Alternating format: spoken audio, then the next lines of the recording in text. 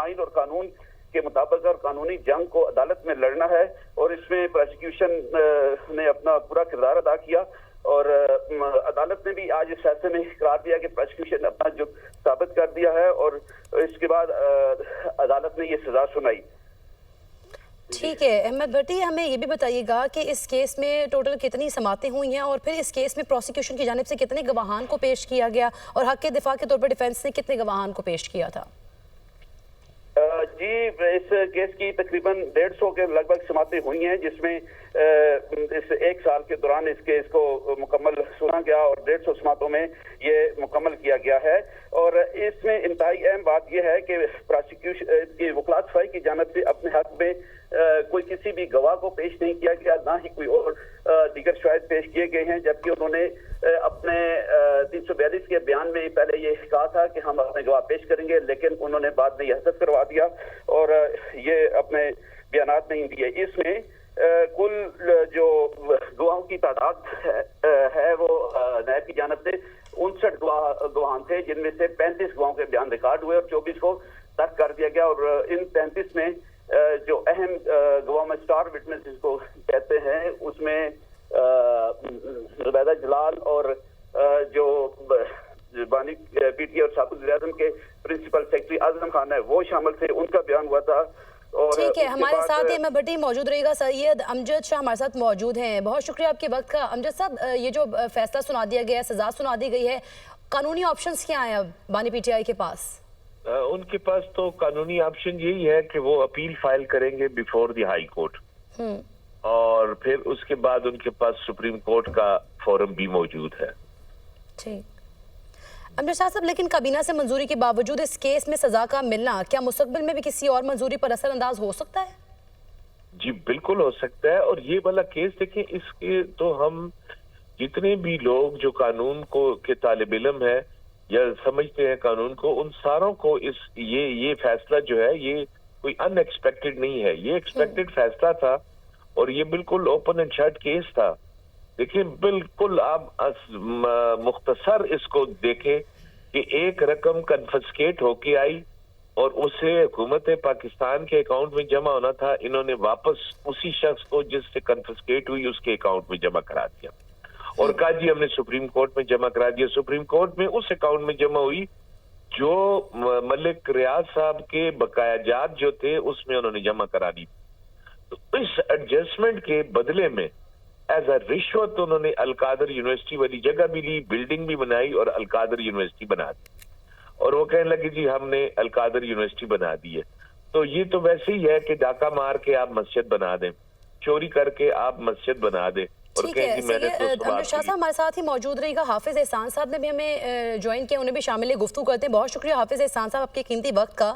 حافظ احسان صاحب، القادر trust case میں حاصل کی گئی زمین کو 190 ملین پاؤنڈ کے مقابلے میں ایک سیٹلمنٹ قرار دیا گیا، لیکن وہ رقم سپریم کورٹ کے اکاؤنٹ میں گئی ہے، تو کیا اس سیٹلمنٹ میں سپریم کورٹ کا کوئی کردار ہے؟ بسم اللہ الرحمن الرحیم۔ اگر اس سارے کیس کو دیکھا جائے تو بنیادی طور پہ یہ کیس ایسا ہے کہ جو انیشیٹ جو ہے وہ برطانیہ نے کیا، اور برطانیہ کی نیشنل کرائم ایجنسی نے کرائم آف پروسیڈ ایکٹ جو 2002 کا ان کا ہے، کہ جس کے اندر اگر کسی بھی ملک کے اندر سے منی لانڈرنگ ہو کے برطانیہ کی زمین پہ پہنچتی ہے یا برطانیہ کی بینکس کے اندر جاتی ہے اور انہیں پتہ چل جاتا ہے کہ یہ پروسیس جو ہے وہ لیگل نہیں ہے، اللیگل ہے، تو برطانیہ کا قانون یہ اجازت دیتا ہے کہ اس منی لانڈرنگ کے خلاف انویسٹیگیشن کرے، اور انویسٹیگیشن سارا جو پروسیس ہے وہ برطانیہ کی عدالتوں کے متحد ہوتا ہے اور ان سے آرڈر لیے جاتے ہیں۔ اب یہ چیزیں 2018 کے اندر برطانیہ کے اندر جب منی لانڈرنگ کی گئی اور اس کے اندر اکاؤنٹ فریزنگ آرڈر جو تھے جو کنسرن میجسٹریٹ کی مرضی کے ساتھ یا ان کی آرڈر کے ساتھ کیے گئے، اور الٹیمیٹلی جب معاملہ انویسٹیگیشن کی حد تک پہنچا تو اس وقت بیریا ٹاؤن نے کہا کہ ہم ایک سیٹلمنٹ کرنا چاہتے ہیں، اور وہ سیٹلمنٹ کے مطابق یہ تھا کہ اماؤنٹ کو برطانیہ کے قانون کے مطابق 4 فیٹ ہونا تھا، اور 4 فیٹ ہونے کے بعد جتنی بھی وہ اماؤنٹ تھی وہ پاکستان کے اسٹیٹ آف اکاؤنٹ کے اندر آنی چاہیے تھی۔ اب اس پروسیس کے اندر پاکستان کے اس دور کے جو اسپیشل اسسٹنٹ تھے وہ اس کے اندر انوالو ہوئے، ان کی کورسپونڈنس آئی، اور اس دوران پاکستان کی سپریم کورٹ کے اندر جب بحریہ ٹاؤن کے ملیر ڈیولپمنٹ اتھارٹی کے ساتھ ایک سیٹلمنٹ آئی جو 460 بلین کی تھی اور ایک اکاؤنٹ جو ہے وہ رجسٹرار کے نام سے کھولا گیا کہ اس کے اندر آئیں گی اور اس کے اندر پہلی قسط جمع بھی کروائی گئی تقریباً 35 بلین کے قریب تھی. تو اس دوران جب وہاں پہ سیریں چل رہی تھیں تو وہاں کے اوپر جو اسپیشل اسسٹنٹ یا ان کی جو ٹیم تھی وہاں نے برطانیہ کے جو نیشنل کرائم ایجنسی کو مس لیڈ کر کے تو وہ اکاؤنٹ دیا جو پاکستان کا اسٹیٹ اکاؤنٹ تھا نہیں اور وہ سپریم کورٹ آف پاکستان کا تھا. جب وہ سارا معاملہ ان پروسیس تھا تو یہاں پہ پاکستان کے اندر تیسرا ایونٹ جو ہے وہ یہ آتا ہے کہ القادر ٹرسٹ ابھی بنا نہیں تھا اور اپریل کے اندر 458 کنال زمین جو ہے وہ پاکستان کا فیڈرل منسٹر جو اس دور کے اندر پرائم منسٹر کے تھے ان کے نام پہ کروائی گئی. اور جب 3 نومبر 2019 کو یہ ڈیڈ جو ہے وہ سائن کی گئی اور اس کے اندر پاکستان کی طرف سے ایک لائر کو ریپرزینٹ کیا گیا اور 6 نومبر 2019 کو برطانیہ کی نیشنل کرائم ایجنسی نے ایک پریس ریلیز جاری کی کہ وہ کرائم پروسیڈز کا پیسہ جو ہے وہ ہم نے فورفیٹ کر کے پاکستان کے اسٹیٹ اکاؤنٹ کے اندر جو ہے. سوری ٹو کٹ یو, ہمیں یہاں پہ عابد زبیری صاحب نے بھی جوائن کر لی ہے, انہیں بھی شامل گفتگو کر لیتے ہیں. عابد زبیری صاحب بہت شکریہ, آپ کے وقت کا. سزا سنا دی گئی ہے, 190 ملین پاؤنڈ کیس کا فیصلہ آ گیا ہے. سب سے پہلے آپ اس پر کیا کومنٹ کریں گے؟ بسم اللہ الرحمن الرحیم. نہیں, کافی متوقع فیصلہ تھا یہ کہ ان کو سزا دے دی جائے گی, کیونکہ جتنے جو پروسیکیوشن ہوتی ہے عمران خان صاحب کی, ان کی زوجہ کے, اس میں تو وہ حکومت اور سب کا سٹانس یہی ہوتا ہے کہ اوپن اینڈ شٹ کیس ہے. جو آپ دیکھ رہے ٹی وی کے اندر ایک پورا ایک بیانیہ بنایا جاتا ہے کہ ان کو سزا ملے گی, لیکن اس میں جو مین چیز دیکھنے کی یہ ہے کیا یہ جو اس میں جرم کیا ہے, اس میں کیس کیا بنا تھا, مس یوز آف اتھارٹی کا یا کیا نیب کے قانون کے تحت. یہ بھی دیکھنا ہوگا کہ جج نے جو امینڈمنٹس آئی نیب کے قانون کو اس طرح سے کس طرح, کیونکہ دیکھیے ہم ابھی جو تجزیہ آپ کو دے رہے ہیں میں نے ججمنٹ نہیں دے گی, صرف وہ تھا جو بیانیہ چل رہا تھا اس کو پڑھتے ہوئے دیکھا تھا, لیکن کیا ایویڈنس ان کے سامنے آئی, کس طرح سے اس کیس کو جوڑا گیا, کس طرح سے جرم ثابت ہوا ہے کہ عمران خان نے کوئی جرم کیا. کیونکہ دیکھیے جو پیسہ آیا وہ ریاض ملک صاحب کا اپنا پیسہ تھا. نیشنل کرائم ایجنسی نے وہاں کہہ دیا تھا کہ اس میں کوئی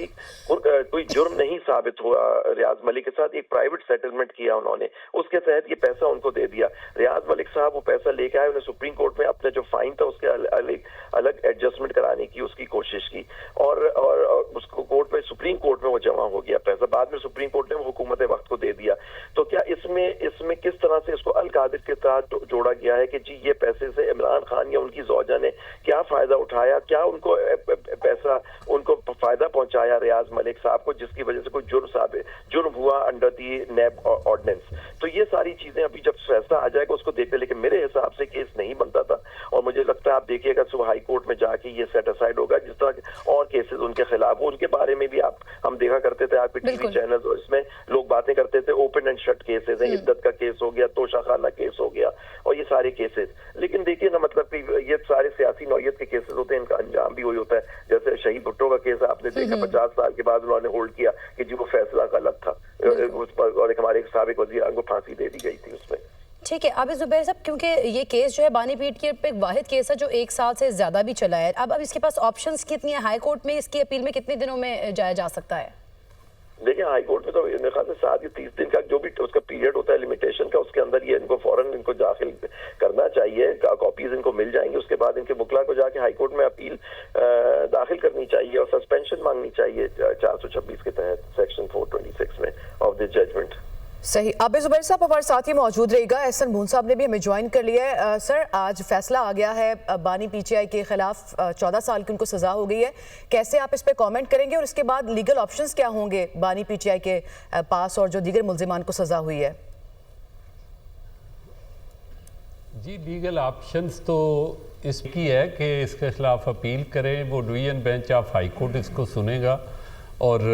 یہ اسلام آباد ہائی کورٹ میں انہوں نے اپیل کرنی ہے اور وہاں یہ کیس اپیل سنی جائے گی. That is the only legal option which they can avail. اگر ان کو کوئی واقعی اس میں یہ سمجھتے ہیں, اور definitely they will file appeal, چونکہ موجودہ حالات میں یہ ایک بڑا ناول سا کیس ہے. ناول کیس چونکہ نیب لاز جو ہیں وہ جیسے زبیری صاحب فرما رہے تھے,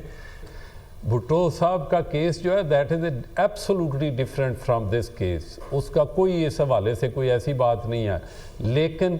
جو موجودہ کیس ہے یہ نیب لاز کے حوالے سے ہے. نیب لاز جو ہیں وہ بڑے ڈفرینٹ ہے, شاید دوست جو ہے وہ انہوں نے دیکھی ہوگی پروویژن.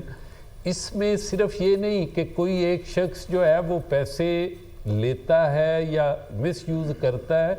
उसके नतीजे में उसका भाई, अजीज़, रिश्तेदार, दोस्त या कोई फ्रंटमैन या कोई बेनामी ट्रांजैक्शन करता है जिससे मिसयूज़ ऑफ अथॉरिटी से किसी एक को फ़ायदा होता है और दूसरे को नुकसान होता है, वो बात है। यहाँ इस केस का जो मैं सामने टीवी पे देखता रहा हूँ, सुनता रहा हूँ, मैं केस में ना वकील था, दूसरी तरफ सिंपल सा ये है कि नेशनल क्राइम एजेंसी ने 190 मिलियन पाउंड जो तकरीबन कोई पौने अरब के तकरीबन 70-75 अरब के करीब रकम बनती है, वो डिटेक्ट की, रिकवर की। उन्होंने कहा ये मनी लॉन्ड्रिंग का पैसा है जनाब मलिक रियाज साहब से। अब वो जब उन्होंने किया तो वो स्टेट ऑफ पाकिस्तान को मिलना था। स्टेट ऑफ पाकिस्तान की रिकवरी के हवाले से जहाँ पे जो जैसे भी आया है, उन्होंने कहा कि जी ये ऐसे, प्राइम मिनिस्टर ने कहा कि ये एक सील लिफाफा रखा उन्होंने कैबिनेट में और लहराया कि ये गवर्नमेंट ऑफ यूके के साथ हमारा एग्रीमेंट है और वहाँ से गवर्नमेंट ने कोई पैसे लेने हैं, और अल्टीमेटली उस के नतीजे में उन्होंने कहा कि ये पैसे मलिक रियाज साहब को जो जुर्माना सुप्रीम कोर्ट ने किया है उस अमाउंट को उधर ट्रांसफ़र कर दिया जाए। अब बात यह है कि इसमें सुप्रीम कोर्ट ने जब वो अमाउंट गवर्नमेंट को दी तो सुप्रीम कोर्ट ने एक बाकायदा तौर पे फ्रेज लिखी कि it can not be permitted and it can not be justified कि आप यू लूट दी पीटर एंड पे to Paul, meaning there by आप कहें कि जी मैंने एक बंदे से डकैती करके पैसे लूट लिए हैं और मैं इसका कर्जा जो है वो फलां बंदे को अदा कर दिया है, या इसी तरह कोई बिल्डर ये कहे कि मैं आपको ये फ़ायदा दे देता हूँ, ये आप पैसे मुझे दे दें, मेरे एडजस्ट कर दें और इसके नतीजे में मैं आपको 400 एकड़ राजी और इस पे एक यूनिवर्सिटी जो है वो बिल्ड कर दूंगा। ये मैं समझता हूँ कि चीज़ें जो है नैब लॉज के हवाले से इंतहाई रेलेवेंट है। अच्छा, लेकिन एहसन बोन साहब, जो नैब कवानीन में तब्दीलियाँ की गई हैं, ये जो तब्दीलियाँ की गई नैब कवानीन में, क्या इस केस के ऊपर भी उसका असर कुछ होगा? नहीं, देखें, नैब कवानीन में जो तब्दीलियाँ की गई थी वो मोहतरम बानी जो PTI हैं उन्होंने खुद ही उसको चैलेंज किया था और उसमें सुप्रीम कोर्ट ने स्ट्राइक डाउन किया था। लेकिन इसमें नहीं, इसमें केस स्ट्रेट वे एविडेंस का है, इसमें कोई लीगल बात नहीं है। लीगल बात इसलिए कि सामने की बात है कि एक अमाउंट आई है, वो आके नेशनल क्राइम एजेंसी ने मनी लॉन्ड्रिंग की अमाउंट रिकवर की है, वो स्टेट ऑफ पाकिस्तान को देना थी। स्टेट ऑफ पाकिस्तान में आने के बाद वो गवर्नमेंट के ख़जाने में जानी थी, स्टेट बैंक के ख़जाने में जानी थी। इसमें उन्होंने कहा, क्या किया बानी PTI ने, उन्होंने एक बंद लिफाफे पे एग्रीमेंट अपना कैबिनेट से अप्रूवल लेके, बिल्कुल उस अप्रूवल के ऊपर बड़ी बात भी बिल्कुल होती रही है। एहसन बोन साहब, आपसे जानना हम ये चाहेंगे कि जो PTI है उसका तो ये मौक़िफ़ है कि सरकारी जो सियासी बुनियादों के ऊपर ये सारे मुकदमात उन पर बनाए गए हैं, और जो पिछले हमने केसेस देखे उनमें भी जब वो दीगर प्लेटफॉर्म्स के ऊपर जाते हैं तो